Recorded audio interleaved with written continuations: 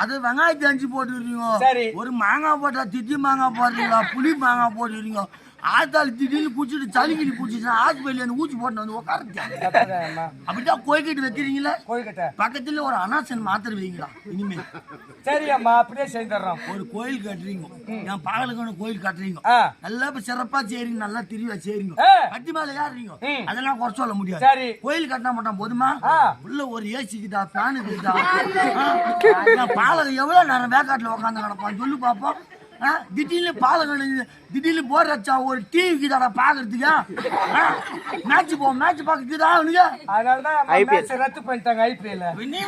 எம்மோ கோவம் வருது எனக்கு. சரி அம்மா, ஒரு தெய்வமா இருந்தா வேண்டிங்கன்னா ₹1 கல்பூரத்துல வச்சுட்டு, ஐயா எனக்கு இது மாதிரி இருக்குது, குறை இருக்குது, நீதான் என் குடும்பத்தை நீ காப்பாத்தணும் அப்படின்னு சொன்னா போதும்டா.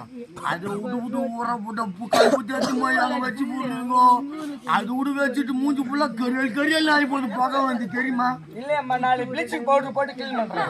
ப்ளீச்சிங் பவுடர் மிளகாத்தூள் போட்டு கிளீன் பண்ணு, ஆசிட் ஊத்துறேன், ஊத்திட்டு போட்டுடா. ஊற போட்ட பூத்துக்கு தலைமையில வச்சு என் தலைமையில அம்மா பல்லுடைய தாக்கின வருது. தப்புதான் அப்படியே இட்டு மாறீங்களா, பொறுமையா இட்டு மாறீங்களா? சவுத்துக்கு பரமராணி சுமாரியும் பரமராணி சார் சைட்ல முள்ளு மரங்க முருங்கை மரங்க தானே பாக்குறீங்களா?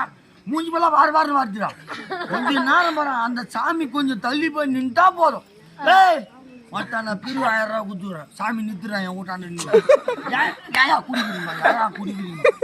என்னடா 10 ஊர் ஜனம் ஆட்டம் பார்க்க வருது. நம்ம ஊர்ல குடிச்சிட்டு அமங்கலமானா 10 ஊருக்காரன் நம்ம ஊர் பத்தி கேவலமா பேச மாட்டான்.